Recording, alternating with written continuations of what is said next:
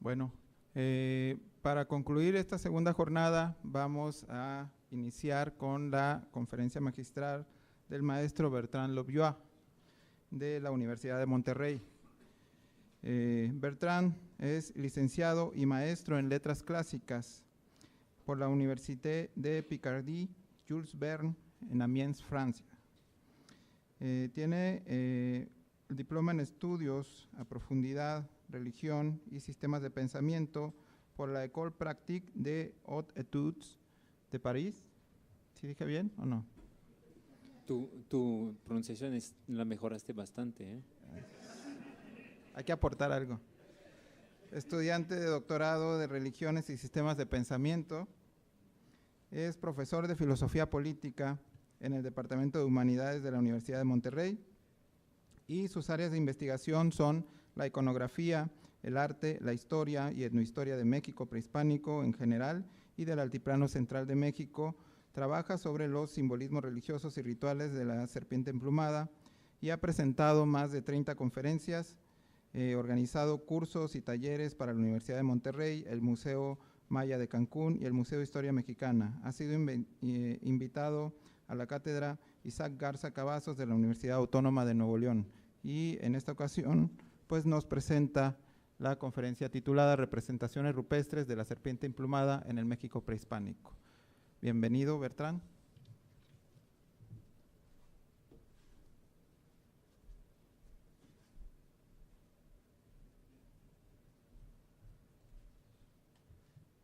Después de haber visto a Leonardo la vez pasada, me dije, yo puedo hacer lo mismo. Yo puedo.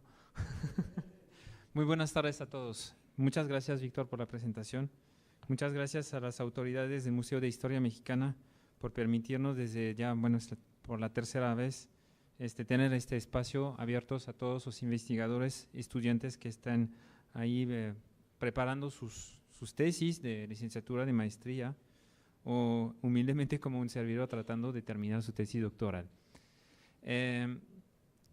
Lo que les voy a presentar en este momento es también un homenaje a mi ex director de tesis, Michel Grolich, investigador belga, que dejó una huella en los estudios mesoamericanistas y que falleció a principios de este año. Esta reflexión la quise hacer en homenaje también a nuestro amigo, el doctor William Breen Murray. Desde ya muchos años hablamos con William de buscar, investigar un poquito más la presencia posible de serpientes emplumadas en petrograbados. Por lo tanto, quisiera hacer un pequeño recuento de lo que tenemos como material de evidencias ahí, tanto más que todo de petrograbados.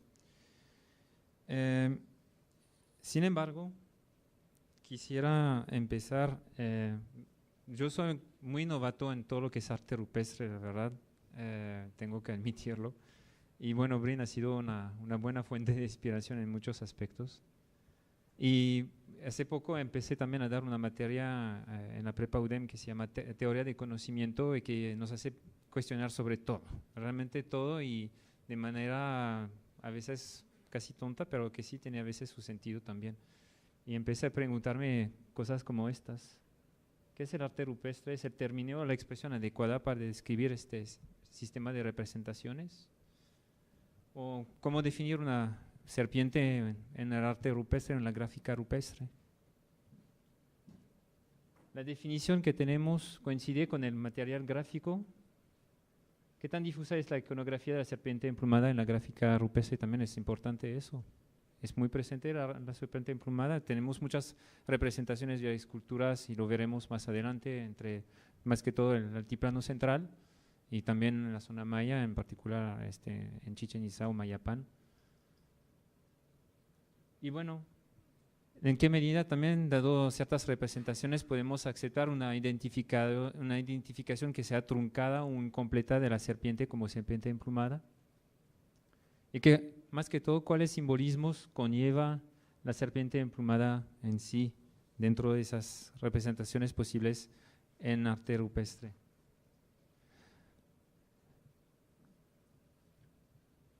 La primera pregunta la hice me la hice y más que todo la reflexioné y fui a buscar unas cuantas referencias y ahí me pongo traté de ponerme en los zapatos de unos ahí de ustedes que a lo mejor tampoco son así muy avanzados en gráfica rupestre. Y pues más bien las investigué, unas cuantas definiciones de lo que es el arte rupestre. Tenemos definiciones contrastadas realmente. Si checamos la de Pansman, por ejemplo, que entiende la expresión de gráfica rupestre como todo rasgo grabado o pintado sobre una superficie rocosa natural, excluyendo lo que se encuentra asociado a estructuras. El doctor Murray, entre otras cosas, entre otros elementos, porque nos propuso en su libro de arte rupestre en el noreste, en la introducción, una definición bastante amplia de lo que es los criterios que podrían explicar el concepto de arte o de gráfica rupestre. Nos dice que hay que tomar que el término arte no es el más adecuado para identificar las manifestaciones rupestres, si las seguimos llamando así por tradición histórica más que todo, lo cual es interesante. Y también la doctora Pilar Casado López, que vino ayer en el evento, tiene esta definición que para mí pues lo vimos reflejados en muchas propuestas de ustedes, compañeros, la importancia de ubicar la gráfica rupestre en su entorno, en el paisaje. Por lo tanto, empecé a investigar un poquito lo que podíamos encontrar como referencias, pero también a ver qué podía ser una serpiente emplumada en el arte rupestre, tanto en petrograbados como en pinturas. Y bueno, me imagino que ya conocen esas imágenes, pero por el iconógrafo que soy, pues yo no le veo de primer abordo no le veo una serpiente emplumada, ni le veo plumas. Ok, veo una serpiente, bueno, y sabemos, por ejemplo, que Polishafma en su momento hizo una identificación entre la serpiente emplumada y la serpiente cornuda, por ejemplo, por lo mismo que están relacionados con la lluvia, con el agua, la fertilidad.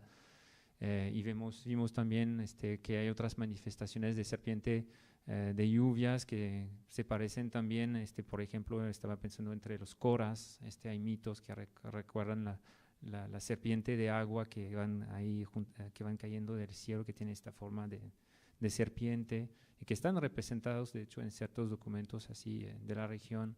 Y bueno, también tenemos el caso ahí en Xuxtlahuaca, que es esta pintura que es, pues igual no es tan fácil de considerar realmente una serpiente emplumada ahí digamos de la cabeza a la cola, literalmente. ¿Okay?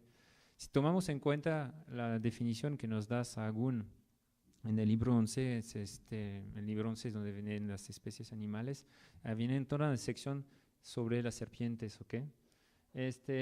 Y de ahí hay que retomar de la serpiente emplumada, la Quetzalcóatl, y nos dice claramente que es una serpiente que tiene el cuerpo cubierto totalmente de plumas, de varios tipos de plumas, de hecho, según el cuerpo, según que sea el cuello. Sin embargo, de primer aborde así no se ve así, algo así en el arte, en la gráfica rupestre. Hay menciones en la literatura científica moderna de ciertas representaciones posibles de serpientes emplumadas o, como lo dice como lo dice McTrick en este sitio de Santa Elena, de una serpiente plumada, pero no necesariamente todo el cuerpo. En el caso de Viramontes, también en el conjunto del potrero, comenta la existencia de serpientes, de las cuales 3 están representadas sin cabeza y 2 de ellas poseen plumas a los lados y en la cola, como una serpiente alada, a fines de cuenta. Entonces, si vamos un poco más allá, recientemente en la revista Arqueología Mexicana hubo una edición especial sobre arte rupestre y veía una representación de una serpiente emplumada que es esta, que estaba ubicada más bien en el cerro de Zacatepetl, ahí por Coyoacán, pero que con la extensión de la mancha urbana en el Distrito Federal ha resultado que pues desapareciera y fuera destruida. Esta representación la tenemos dibujada de 2 maneras y eso también causa una cierta problemática. Aquí les va los dibujos de 2 investigadores, Beyer y Carmen Cook, de la misma serpiente. Si se fijan, Bella la representa totalmente cubierta de plumas, cuando Carmen Cook nada más le deja plumillas por allí, por allá, por los lados, a fines de cuentas, un poco como lo que menciona Vira Montes. Entonces estamos enfrentándonos a una problemática también sobre la representación, el mismo registro de la gráfica rupestre que se refiere a la serpiente emplumada. Y lo interesante de esta imagen en particular son sus dimensiones. Estaban plasmadas ahí en la roca volcánica, ahí por este cerro de Zacatepetl, y medía 12 metros de largo. Imaginen un poquito todo el escenario de esta serpiente ondulante, que hacía frente, de hecho, a una serie de… voy a regresar un tantito, perdón.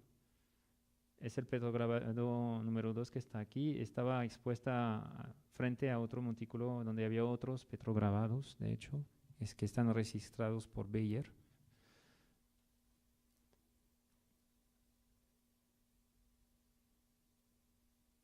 Y bueno, la otra evidencia ahí que pude consultar y que voy a tratar un poquito más a detalle es esta.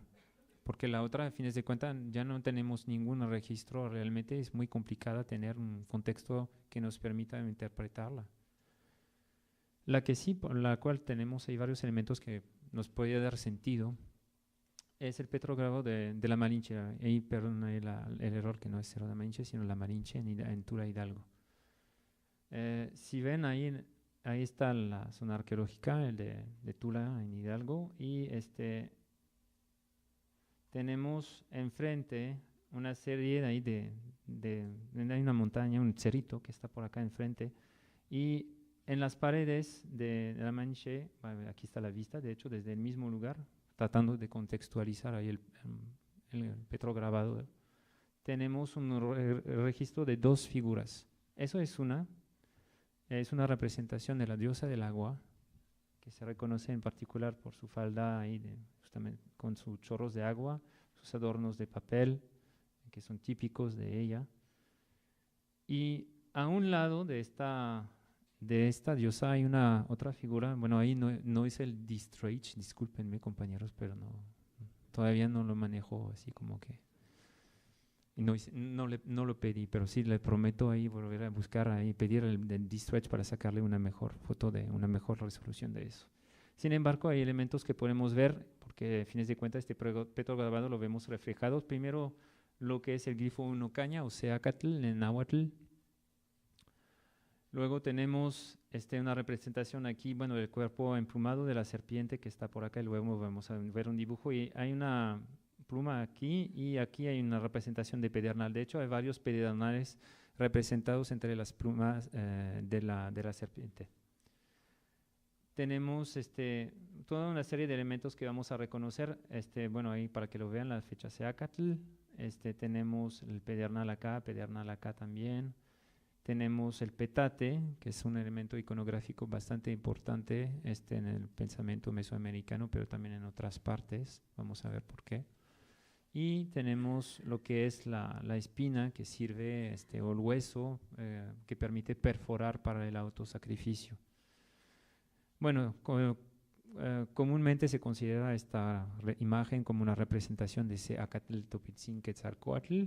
Recordamos que según las crónicas, Tula pues, estuvo dirigida por Topitzin Quetzalcoatl, por Seacatl, Unocaña. Y bueno, no cabe duda que esta representación tiene su razón ahí de estar ahí en este sitio. Sin embargo, es muy probable que esta imagen no sea de la época tolteca, sino más bien posterior.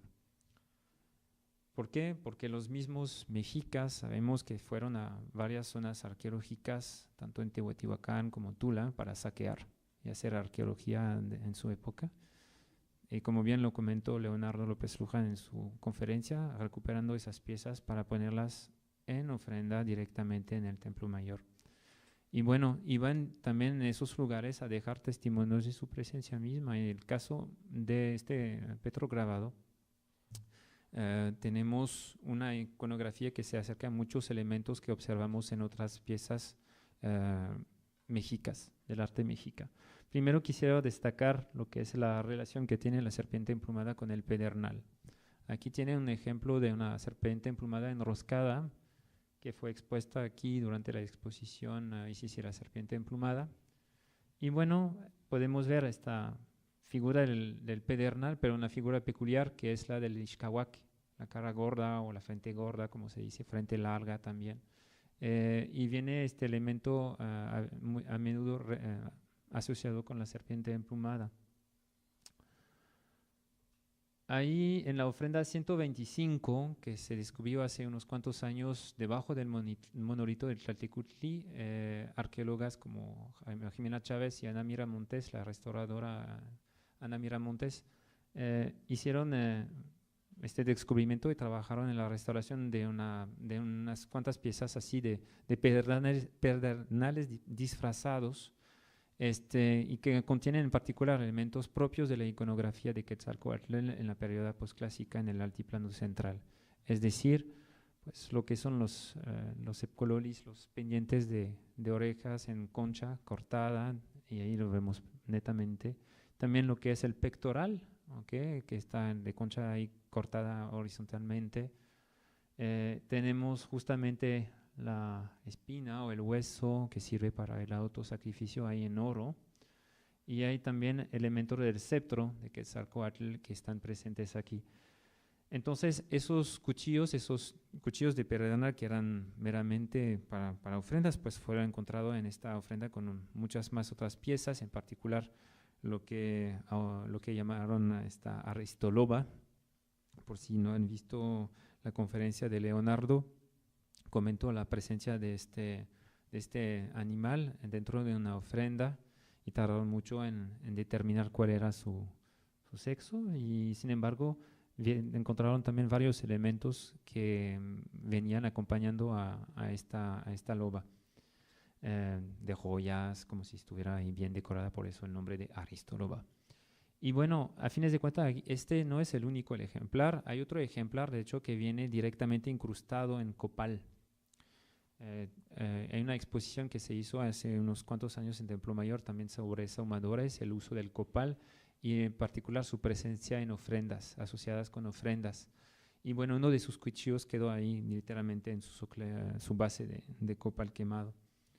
Entonces, eso es un primer índice de la primera pista que permite relacionar también la importancia de Quetzalcóatl con el pedernal y de esta manera también con el sacrificio humano, sabiendo que, según Golish, él propone, digamos, un uso distinto del cuchillo de pedernal y de la navaja de obsidiana, del cuchillo de obsidiana, sabiendo que la obsidiana está relacionada más bien con los aspectos nocturnos, lunares, y el pedernal bien con aspectos diurnos, masculinos, relacionado con el calor. Entonces, Golish hizo toda una propuesta de que se tenía que utilizar ciertos pedernales, cuchillos de pedernal para tal ritual de sacrificio y la obsidiana para otros. Y bueno, justamente tratando de relacionar Quetzalcóatl con el autosacrificio, pues en los mitos, bueno, la mayoría de ustedes ya saben que tenemos los mitos de creación de la humanidad, donde Quetzalcóatl va al inframundo y regresa ahí con los huesos de la humanidad anterior y se va automutilando el pene para poder ofrecer su sangre, y de ahí va a aparecer la humanidad. Y tenemos imágenes en los códices. Primero vemos que el autosacrificio aquí, bueno, es con una penca de maguey y se podía utilizar así para atravesar los muslos, o puede ser también las orejas o la boca, la lengua, de tal manera que eso luego se ponía en papeletas que se quemaban y el humo iba directamente en ofrenda a los dioses. Entonces, Quetzalcóatl es realmente el dios del autosacrificio típico. Y tenemos otra imagen de Catl en el Códice Borgia, y lo vemos ahí con un aspecto de sol, pero nocturno, aquí, con su tocado. Ahí pueden ver las estrellitas representadas con ojos celestes. Y en su mano izquierda, pues tiene justamente las espinas del autosacrificio, que son la penca ahí de cactus y también el hueso ahí afilado, bien agudo para poder sacar sangre. Y bueno, tiene su manta, su caracol cortado, como lo hemos visto anteriormente, también los pendientes de orejas y la máscara bucal típica de Catl. La otra información importante, o la relación importante que se puede hacer conforme a lo que vimos de la imagen de Tula, es la relación de Quetzalcóatl con el petate. Ahí tenemos este recipiente mexica posclásico, donde vemos a dos serpientes emplumadas. Y bueno, ahí a lo mejor no se van fijando, ahí no se ven, pero aquí tienen motivo de petate arriba y abajo que van ahí enmarcando las dos serpientes que van ondulando. Otro buen ejemplo es justamente la misma serpiente emplumada enroscada que vimos hace ratito, pero hay otras, no es la única, hay otras que tienen estos motivos de petate acá justo arriba, encima de sus ojos. Ahí van otras. La fase 4 del Templo Mayor, lo que son las cabezas que enmarcan la escalera que subía a la capilla de Huitzilopochtli. Es decir, que aquí la serpiente emplumada tiene aspectos solares relacionados con Huitzilopochtli. Pero bueno, una de las propuestas también de Grolich en su momento fue que Quetzalcóatl era una divinidad solar y que probablemente existía el culto de Quetzalcóatl en Tenochtitlán, o lo que era el lugar, el pueblo, antes de que fuera Tenochtitlán, antes de la llegada de los mexicas. Otro ejemplo, bueno, aquí no se aprecia totalmente bien, pero esta cabeza monolítica que se encuentra en el Museo Nacional de Antropología también tiene este motivo de petate, y hay una pieza que no incluí, pero ustedes la pueden visitar aquí en el museo. Tenemos una cabeza también monolítica que está en la sala prehispánica, donde vienen también esos motivos de petates arriba de los ojos. Pero esta iconografía no es de los mexicas, es mucho más vieja que uno puede pensar. La podemos ver asociada, por ejemplo, en Teotihuacán. Y bueno, se ha preguntado mucho si realmente eran representaciones de la serpiente emplumada. Ahí van de las preguntas que les hacía hace ratito, de saber si podemos aceptar que una simple cabeza de serpiente asociada a un petate puede estar considerada como una representación de la serpiente emplumada realmente. Eso es problemático, aunque puede ser un uso, una forma metafórica de representar la serpiente emplumada, o metonímica más bien, de una parte por el todo.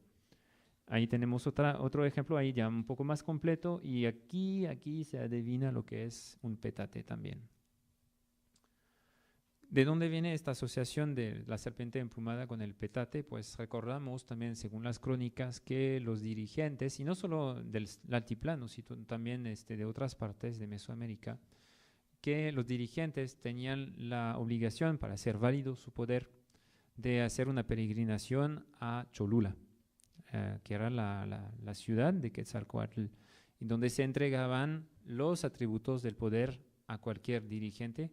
Dentro de esto, pues el bastón de mando, pero también, más que todo, el petate. El petate es el lugar donde se va a sentar el gobernante. Tenemos esas imágenes también de los códices, y en particular en Sagún Durán, de los gobernantes mexicas sentados sobre su icpali, el asiento del trono de junco, a fines de caña, a fines de cuenta, que es una extensión del mismo petate. Entonces, no es inocente que tengamos esta asociación entre la serpiente emplumada y el petate, porque la serpiente emplumada es el poder, a fines de cuentas. Y bueno, Quetzalcóatl fue el rey de Tula, el rey mítico de Tula. Y bueno, quisiera ahí ampliar un poquito la reflexión también, cambiando de escala. Ya vimos testimonios de presencia posible de serpientes emplumadas o con plumas, pero el doctor Bryn Murray me hizo el favor ahí de prestarme esta foto, y me hizo el comentario siguiente. Es una serpiente que viene grabada y se puede ver en la muralla aquí en Nuevo León. Aquí pueden observar la serpiente que está ondulando, y cuando es temporada de agua, el agua va corriendo desde arriba y asocia directamente la serpiente con la fertilidad y con el agua. Y cuando vi esta imagen, inmediatamente pensé en otra imagen que a lo mejor han visto también en la exposición de Isis y la serpiente emplumada, que es esta. Es una serie de pinturas, son 4 pinturas que estaban conservadas en una estructura habitacional de Teotihuacán, en Texinantitla, que fueron saqueadas, llevadas a Estados Unidos, fueron repartidas entre varios museos ahí, luego se fueron a San Francisco, el Museo de Bellas Artes de San Francisco, y luego pues hubo una queja oficial del gobierno mexicano para poder recuperar este patrimonio. Una parte regresó, se quedó una serpiente allá, a pesar de todo. Y las demás sí regresaron de manera fragmentaria o completa como estas. Y bueno, lo que me interesa aquí en esta representación es ver justamente cómo esta serpiente emplumada está ondulando como la serpiente anterior que no tiene pluma. Sin embargo, lo que podemos observar es el chorro de agua que va saliendo de su boca. Y si se fijan, aquí hay una serie de arbustitos que quedan, a fines de cuentas, regados y van floreciendo vía el agua que sale de la boca de esta serpiente emplumada, o de esas serpientes emplumadas, porque es todo un complejo que hay que tomar en cuenta. Otros elementos así que nos permite acercar la serpiente emplumada con el agua, si no han ido todavía a Cacaxtla, tienen que ir a Cacaxtla. Es uno de los sitios con mayores restos de pintura mural y de los más hermosos que pueden existir con Bonampak, en mi sentido, y también los del edificio de Calakmul, ¿verdad? Edificio 7, ¿correcto? Aquí lo que tenemos es justamente el cuerpo de una serpiente emplumada, y no sé si se dan cuenta aquí a distancia, pero tenemos toda una serie de animalitos acuáticos, de aves, de ríos, de lagos, como grúas, garzas, tenemos cangrejitos, tenemos caracoles, y todos están asociados con la serpiente emplumada, a tal punto, de hecho, que aquí no se puede apreciar, pero es donde se va entrelazando la corriente de agua con el cuerpo de la serpiente emplumada. O sea, esta asociación no puede ser más clara. Otro buen ejemplo, justamente, es esta pintura que está en otro edificio de Cacaxtla, donde se ven 2 guerreros, uno en traje de guerrero jaguar y el otro de guerrero águila, o sea, la sempiterna oposición entre sol, luna, noche, día. Y lo interesante es que del lado del guerrero jaguar hay esta serpiente jaguar cornuda, justamente. Ahí se pueden apreciar gotas de agua que van cayendo ahí de una barra que tiene este guerrero jaguar, y de la cual se pueden apreciar 2 cabezas de serpientes, y de ahí va cayendo el agua.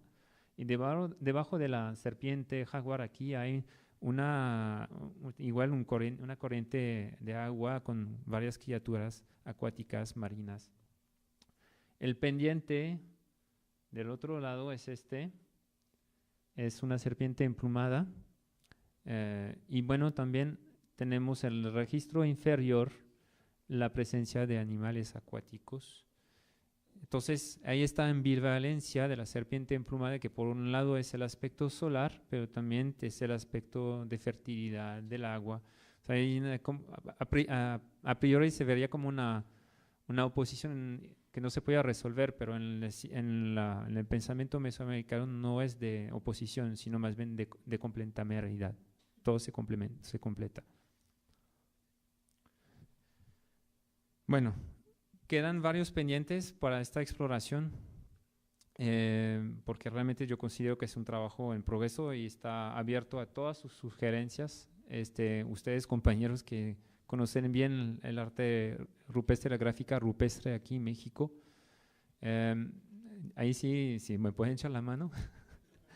Sería muy padre. La idea es justamente fomentar ahí, tratar de sacar una base iconográfica y ver cuáles patrones iconográficos o elementos iconográficos se van repitiendo en donde sea. Como comentó Emiliano hace rato, la importancia es ver que la imagen de la serpiente emplumada puede venir de otra parte, y todo su simbolismo también se puede vincular a otras partes, a otra época, y se vio reflejado en la serpiente emplumada. desde el preclásico hasta el postclásico. Sería todo para mí.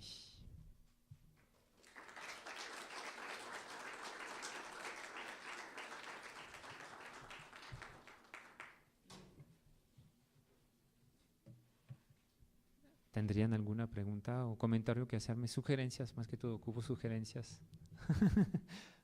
A ver, ¿quién quiere? Adelante. No, doctor, no, todavía no. Ahí tenemos excelentes doctores, no, nada más me quedo de maestro.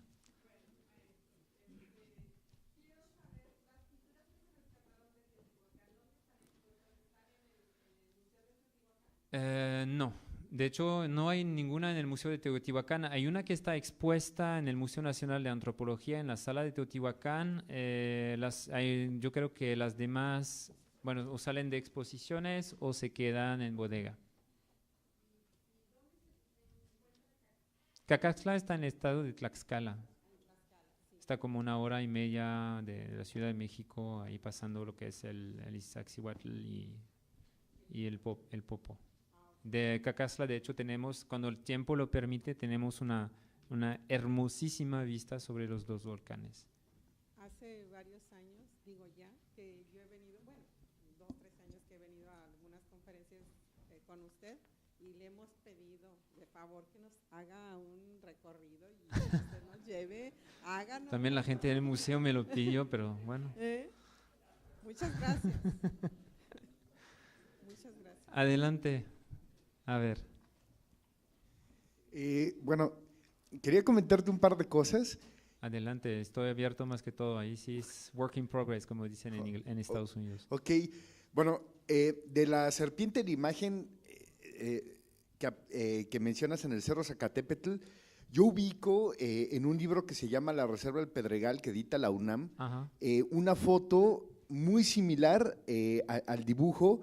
Es una foto, creo que de los años 20 o 30. Sí. Carlos Navarrete también, no he leído el trabajo, tiene un trabajo sobre la serpiente que apareció en el Pedregal de Santo Domingo, ¿no? Y entonces sería interesante poder revisar eso. Y también me llama la atención, bueno, la asociación que haces del Pedernal, bueno, lo que hablamos hace ratito. Lo que hablamos hace rato y que mañana presentaré. Y esta asociación con el ICPALI, ¿no? Y la situación del poder. Y creo que los materiales empiezan, bueno, las representaciones empiezan a tener constantes, ¿no? Como, bueno, lo vimos con la conferencia de Emiliano y con la tuya. Y bueno, mañana mostraré algunas cosas que creo que pueden tener mucho eco con lo que tú estás mostrando. Ahora, la serpiente que tiene el pedernal en la lengua, sí. de la exposición de Isis, ¿esa serpiente dónde está? Está en el Museo Nacional de Antropología. Okay. Ahí en la sección de dioses tienes varias serpientes emplumadas, enroscadas, que están aquí y está aquí. De hecho, fue retomada y explicada por Víctor Osorio en un artículo de Arqueología Mexicana de 2 páginas, donde más que todo se enfoca en la representación de Tlaltecutli que está debajo. Okay. Que traté en un artículo que está a punto de publicarse, pero en Bélgica. Entonces va a estar un poco complicado. Bueno, lo trato de traducirlo en español para tratar de publicarlo en español, pero es una serpiente, además, es algo que no he mencionado, pero también, qué bueno que ahorita lo recuerde, el simbolismo del pedernal también en mitos tiene que ver con la creación de la vida. El pedernal es lo que cae del cielo, donde está la pareja suprema en los mitos, es donde lo que se va cayendo sobre la superficie de la tierra y lo que le va a fecundar y a dar vida. ¿Okay? Entonces también hay esta asociación siempre de la serpiente emplumada con la creación de la vida también. Ok. Bueno, creo que es lo mismo que comentó el compañero. Lo que pasa es que yo no sé por qué le llaman petrograbado el Cerro de Zacatepetl si nunca estuvo ahí. Al sur del Cerro Zacatepetl, prácticamente como a 1,5 kilómetros, yo creo. ¿Todavía existe entonces? No, existía. Existía, ok. En los años 20. Fue registrado. Sí, es lo que había leído en la literatura. Ok. Estuvo en lo que actualmente se llama la colonia Santo Domingo. en el Pedregal de Santo Domingo, que está atrás, justo a, no sé, unos 200 metros atrás del metro de universidad.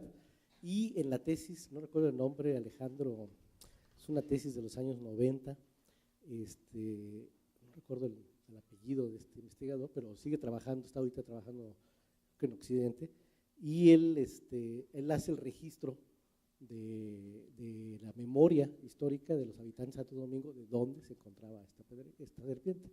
Mi opinión, nada más, mi observación es que no sé de dónde sale Petrograbado del Cerro Zacatepetl. Yo diría Petrograbado, serpiente de Santo Domingo, que sí está a como más de 1 kilómetro al sur.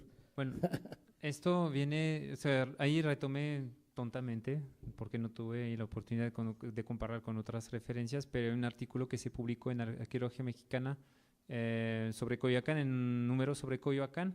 Hay un artículo ahí escritas por 2 autoras sobre justamente esta parte de Coyoacán y de las canteras que estaban y de los petrograbados que desaparecieron en esta parte de la Ciudad de México.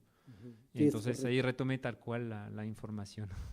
Está bien, excepto el nombre. No, pues está bien. Que es, gracias por la precisión. Y bueno, a lo mejor solo para señalar, también la Malinche no se encuentra en ese cerro.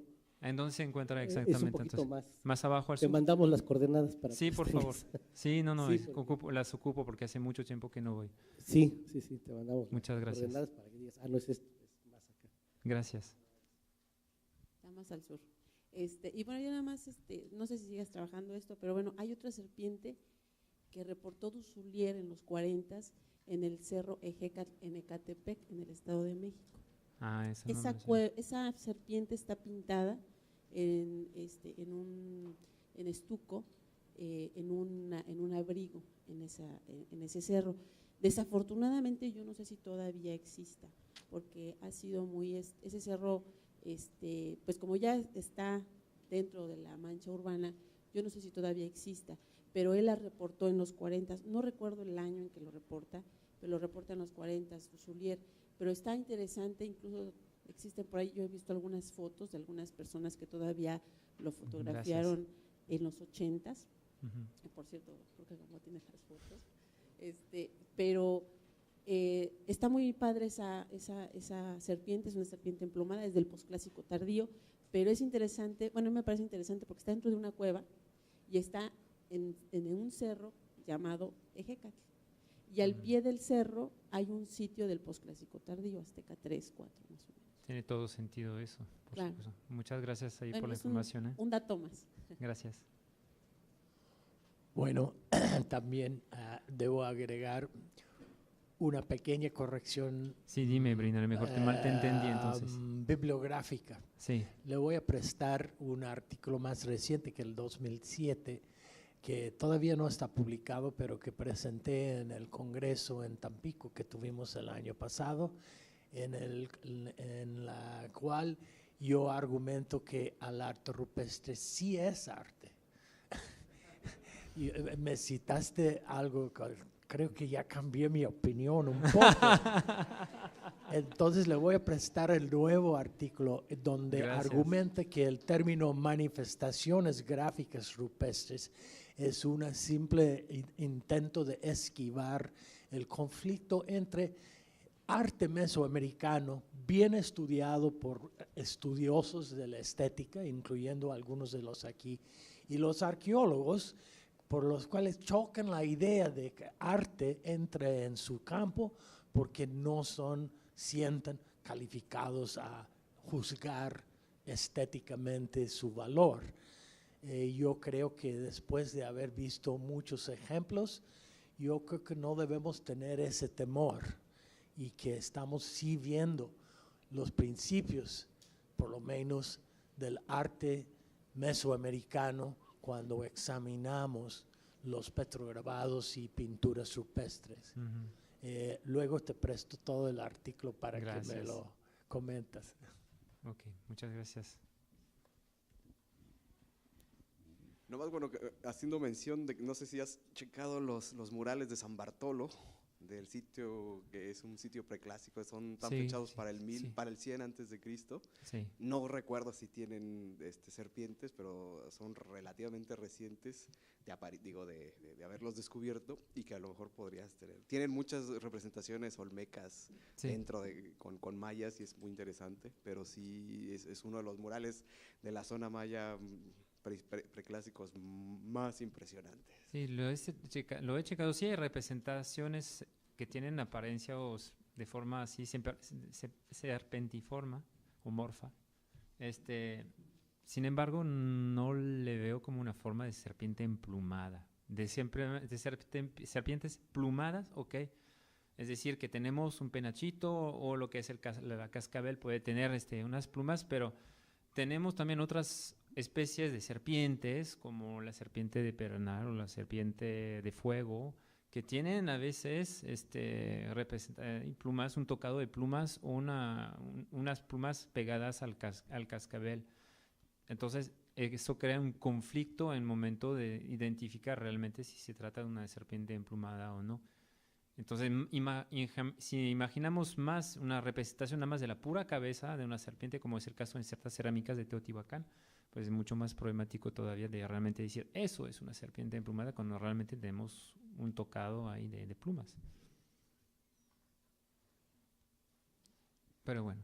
Bueno, es la misma problemática que tienen con la representación de serpientes olmecas con covarrubias, Sí. que menciona Sí, de cómo Cuxtlahuaca. va cambiando la estética a solamente unos simples trazos de representar una serpiente de cuernos, pero nada más es la pura cabeza.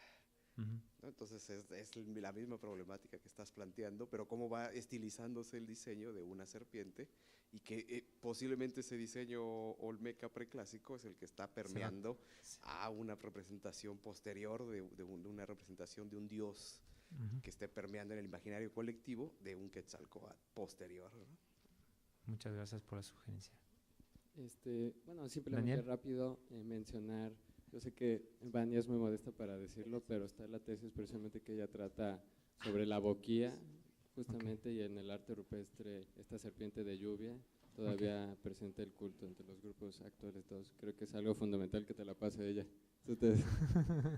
Acepto todo. Y te ayuda a crecer. Trata de solucionar un poquito eso. Muchas gracias. ¿Quedó? Bueno, muchísimas gracias.